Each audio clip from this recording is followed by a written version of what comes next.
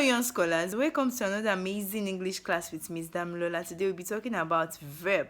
We'll be talking about what are verbs. Verbs are action words. It tells us what something or someone is doing.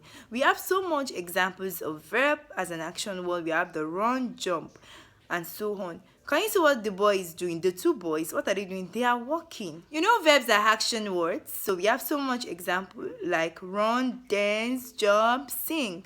You can see the girl, she's singing, and why the other girl, she's what? She's dancing. Now let's check verb in sentence. I run in a park.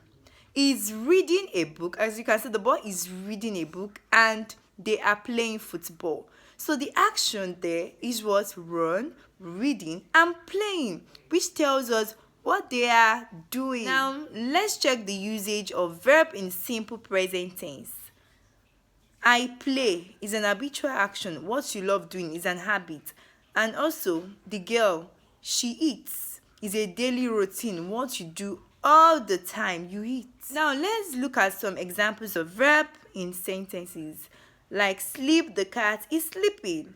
Write, the boy is writing a letter. So the verb is sleeping and writing.